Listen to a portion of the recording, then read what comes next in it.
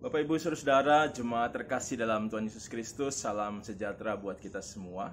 Salam jumpa di hari Rabu ini. Hari Rabu di mana kita bersama-sama akan kembali bersekutu untuk memuji dan memuliakan nama Tuhan di dalam ibadah bersama dengan keluarga. Dan hari ini kita akan kembali mendengarkan dan merenungkan firman Tuhan yang akan diambil dari surat Korintus yang pertama, pasal 7 ayat 10 dan 11. Sebelum kita merenungkan firman Tuhan, mari kita berdoa. Tuhan, terima kasih atas kesempatan kami boleh kembali berkumpul bersama-sama untuk memuji dan memuliakan nama Tuhan. Dan kami bersyukur bersama-sama dengan keluarga karena tetap ada dalam kekuatan iman dan bisa menjalani hidup kami di tengah-tengah tantangan pergumulan. Dan kami memohon Tuhan kembali memberkati kami melalui ibadah ini, khususnya melalui firman-Mu yang akan kami renungkan bersama-sama. Kami mohon Roh Kuasa Roh Kudus menguasai hati dan pikiran kami, agar kami mampu mendengarkan, merenungkan, dan terlebih lagi melakukan firman-Mu. Berfirmanlah Tuhan, kami siap mendengarkannya. Amin. Pembacaan Alkitab di dalam 1 Korintus pasal 7 ayat 10 dan 11 menyatakan, kepada orang-orang yang telah kawin, aku tidak, bukan aku tetapi Tuhan, perintahkan supaya seorang istri tidak boleh menceraikan suaminya. Dan jikalau ia bercerai, ia harus tetap hidup tanpa suami atau berdamai dengan suaminya. Dan seorang suami tidak boleh menceraikan istrinya. Demikianlah pembacaan Alkitab. Yang berbahagia mereka yang senantiasa memelihara firman Tuhan dalam setiap langkah hidupnya. Terpujilah Yesus Kristus. Haleluya. Bapak Ibu Saudara umat Tuhan, pembacaan Alkitab pada hari ini didasari oleh firman Tuhan yang dipilih oleh Majelis Sinode GPIB lewat Sabda Guna Krida atau Sabda Bina Umat. Dan tentunya kita masih mengingat bahwa sepanjang hari Minggu ini atau sepanjang minggu ini kita membahas tentang surat Korintus yang pertama. Bapak Ibu mungkin masih ingat hari Minggu yang lalu kita diingatkan oleh firman Tuhan bahwa di tengah-tengah persekutuan umat yang ada di kota Korintus terjadi sebuah persoalan yang cukup besar tentang perpecahan dalam jemaat. Perpecahan yang kemudian tentunya punya akibat, punya dampak yang tidak baik bagi persekutuan umat Tuhan yang ada di sana. Nah, ternyata kalau kita membaca ayat-ayat selanjutnya, khususnya juga ayat yang kita sama-sama renungkan pada hari ini, kita bisa melihat bahwa persoalan yang ada di jemaat Korintus bukan hanya persoalan tentang perpecahan. Perpecahan itu hanya salah satu dari berbagai persoalan-persoalan yang timbul, yang muncul dalam sebuah persekutuan. Dan ini juga menjadi sebuah cermin dalam kehidupan berjemaat, bergereja, bahwa persoalan itu seringkali muncul. Dan persoalan-persoalan itu berbagai macam bentuknya. Nah, salah satu persoalan lain selain perpecahan yang disampaikan oleh Rasul Paulus, khususnya dalam pasal yang ke-7 dalam surat Korintus ini, adalah tentang berkaitan dengan perkawinan jemaat. Lebih khusus lagi dalam bacaan kita berbicara tentang persoalan perceraian. Nah, Bapak Ibu Saudara, kalau kita coba untuk menghubungkan persoalan ini dengan konteks atau dengan kisah yang disampaikan dalam perikop sebelumnya di pasal yang ke-6, kita mungkin bisa kemudian melihat bahwa persoalan perceraian atau persoalan berkaitan dengan perkawinan di tengah-tengah jemaat di Korintus ini tidak bisa dihindarkan dari pengaruh kehidupan atau gaya hidup masyarakat di kota Korintus pada umumnya.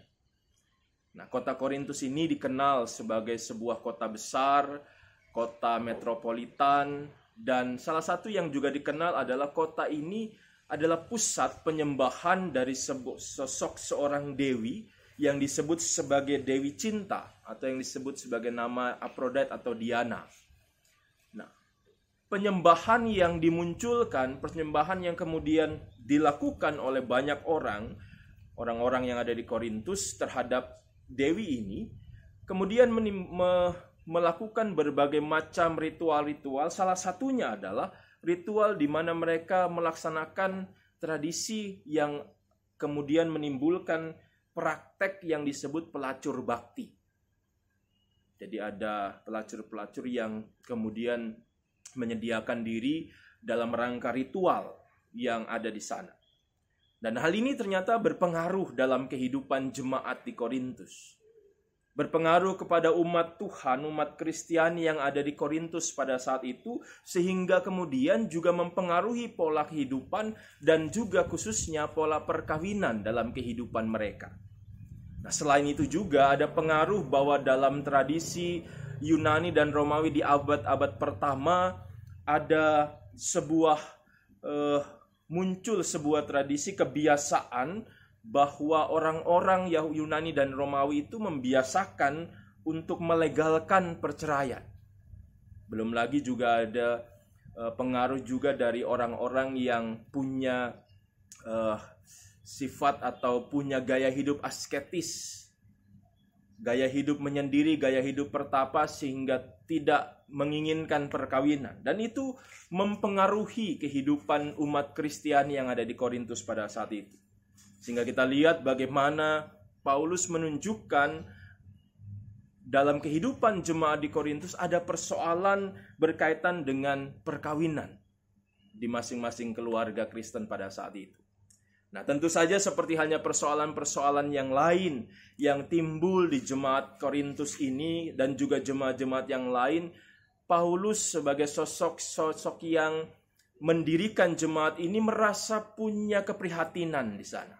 Merasa bahwa persoalan ini tidak boleh terus-menerus berlangsung dan harus dihentikan sehingga tidak lagi menjadi sebuah persoalan yang berlarut-larut di tengah-tengah jemaat. Nah, untuk menjawab persoalan tentang perkawinan ini, Paulus yang pertama ingin menegaskan kembali kepada umat Tuhan bahwa dia kembali mengingatkan semua umat Tuhan tentang prinsip perkawinan bagi umat Tuhan. Sebagai sebuah prinsip yang merupakan bagian dari kehendak Tuhan, bagian dari cara Tuhan untuk menyampaikan firman-Nya, sehingga saat sesok atau dua orang laki-laki dan perempuan disatukan dalam perkawinan, itu adalah sebuah bagian dari cara mereka juga melakukan kehendak Tuhan.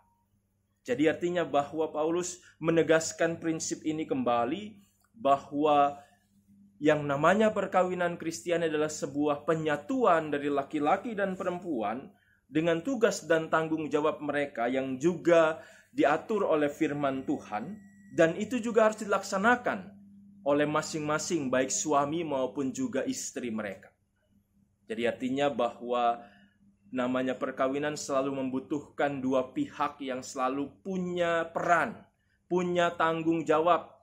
Tidak boleh hanya satu pihak saja kemudian meminta tanggung jawab atau meminta haknya untuk dilayani atau juga untuk menerima pelayanan daripada yang lain. Jadi prinsip ini ditegaskan oleh Paulus bahwa dia ingin bahwa setiap keluarga-keluarga Kristen, khususnya umat yang ada di Korintus pada saat itu, mengingat kembali hakikat perkawinan mereka, prinsip perkawinan Kristiani mereka. Untuk mereka kembali lagi melihat, merenungkan kehidupan perkawinan sebagai satu hal yang penting, sebagai bagian dari cara mereka berbakti kepada Tuhan. Nah, terkhusus mengenai perceraian yang juga dibahas dalam perikop atau dalam dua ayat yang menjadi dasar renungan kita pada hari ini, kita lihat bersama-sama. Secara tidak langsung atau mungkin secara langsung boleh dikatakan begitu, Paulus mengingatkan, bicara tentang perceraian, Paulus merujuk kembali dengan apa yang dikatakan oleh Yesus. Injil Matius 19 ayat 6 mengatakan bahwa apa yang disatukan Allah tidak boleh diceraikan manusia. Jadi ajaran ini yang ingin diangkat kembali oleh Paulus untuk menjawab persoalan tentang perceraian di tengah-tengah jemaat di Korintus. Paulus dengan tegas mau mengatakan bahwa dia menentang perceraian. Dia mau menentang sesuai juga dengan apa yang dia imani dari Tuhan Yesus. Tuhan Yesus pun mengatakan hal yang serupa. Bicara tentang perceraian, Semua tidak ada yang suka. Tuhan Yesus tidak suka, gereja juga tidak pernah mendukung perceraian, semua kita juga pasti tidak pernah mendukung. Tapi pertanyaan akan timbul, apakah kemudian dengan hal ini, dengan apa yang disampaikan Tuhan Yesus dan Paulus, kemudian yang namanya perceraian tidak ada lagi dalam kehidupan keluarga-keluarga yang ada di dunia ini, juga keluarga Kristen? Faktanya tidak seperti itu ternyata. Bahkan boleh dikatakan dalam dunia masa kini yang namanya perceraian terus-menerus angkanya meningkat. Badan Pusat Statistik ini ada data di tahun 2015 dan 2016. Data yang cukup lama tapi mungkin masih relevan, bisa kita lihat. Di tahun 2015, angka perceraian menurut BPS itu 347.256. Nah, di 2016, 1 tahun kemudian, angka ini meningkat menjadi 365.633. Jadi kita lihat bagaimana tren perceraian itu meningkat, bukan menurun. Dan ini membuktikan bahwa apa yang dikatakan Tuhan seringkali juga tidak dilakukan oleh umatnya. Karena di angka tersebut tentunya juga ada di dalamnya keluarga-keluarga Kristen. Nah, kita lihat bersama-sama sehingga di sini kita bisa menyimpulkan yang namanya perceraian yang diangkat oleh Paulus dalam persoalan di jemaat di Korintus juga terus menjadi persoalan dalam kehidupan umat Kristiani sampai saat ini.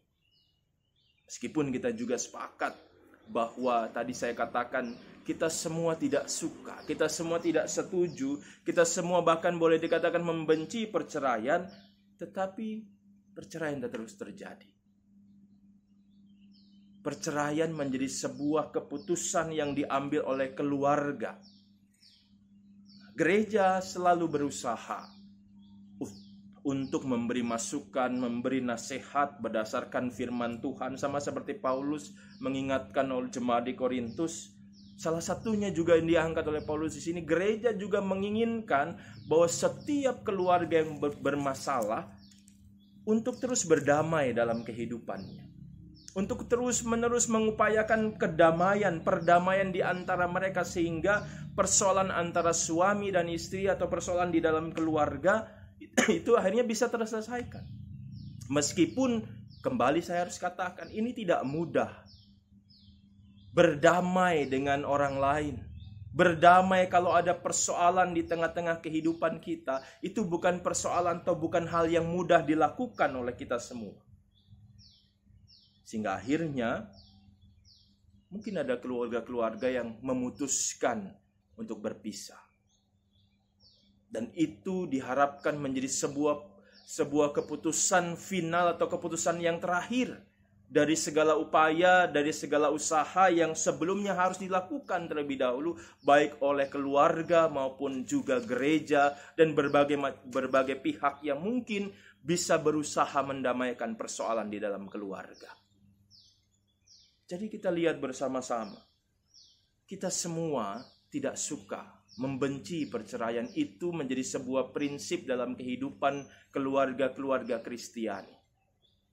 Tapi kalaupun kemudian ada keputusan yang diambil oleh keluarga untuk berpisah, artinya bahwa keluarga harus benar-benar memikirkan masak-masak ini.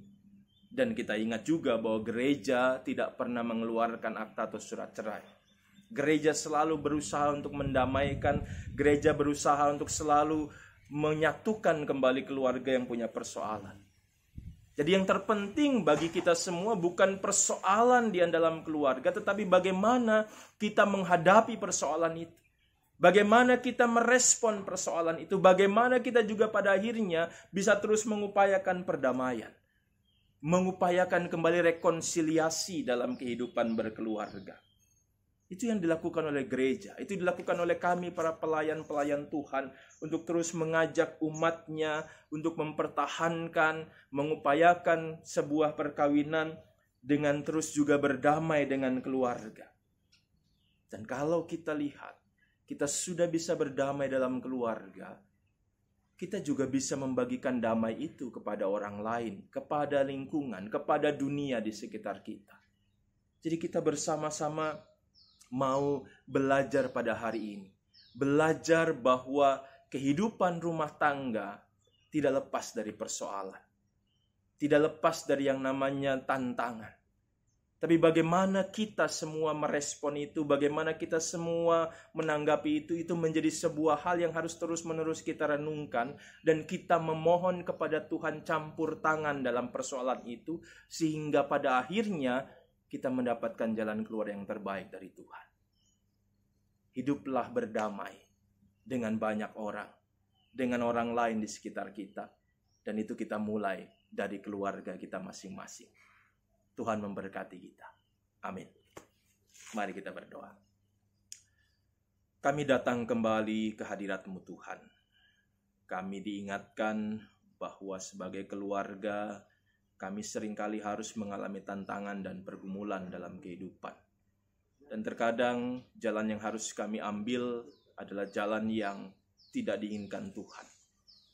Hari ini Tuhan mengingatkan kami bahwa Tuhan ingin bahwa kami semua harus hidup berdamai. Kami semua harus hidup tetap mengupayakan kedamaian meskipun itu tidak mudah. Tolonglah kami, kuatkan kami Tuhan. Berkati setiap kami dalam menjalani kehidupan. Berkati keluarga-keluarga Kristen yang ada. Berkati juga keluarga-keluarga Kristen sehingga bisa menjadi saluran berkat Tuhan untuk menyatakan kedamaian dalam kehidupan mereka. Kami doakan setiap kami semua dalam tantangan pergumulan hidup kami. Tuhan tolong kami. Tuhan pulihkan keadaan kami. Tuhan pulihkan keadaan bangsa kami. Dan kami senantiasa memohon juga Tuhan memberkati gereja-gereja Tuhan. Tuhan memberkati pemerintah kami. Dan Tuhan juga memberkati semua kami agar kami bisa bersama-sama menghadapi tantangan pergumulan yang harus kami hadapi pada saat ini. Kami mohon pertolongan-Mu Tuhan, kami mohon kasih-Mu dicurahkan bagi kami semua. Berkati seluruh aparat negara TNI Polri yang menjaga keamanan, kedamaian. Berkati juga tenaga-tenaga medis, para ilmuwan yang berusaha dengan keras untuk mencari obat dari virus COVID ini. Tuhan memberkati semua upaya, bahkan kami semua dimanapun berada, kami yang harus juga diisolasi, kami mungkin juga harus terkena dengan dampak-dampak PSBB atau dampak-dampak dari virus ini. Tuhan juga senantiasa menguatkan kami. Dan kami menyerahkan seluruh keberadaan hidup kami kepadamu Tuhan. Karena kami percaya Tuhan tidak pernah meninggalkan kami. Tuhan selalu ada, Tuhan selalu akan menguatkan kami. Inilah kami Tuhan, anak-anak-Mu. Kami berserah diri ke dalam tangan kasih-Mu, Tuhan Yesus Kristus, Tuhan dan Juru Selamat kami yang hidup. Amin. Selamat hari Rabu, Tuhan memberkati. Sehat selalu.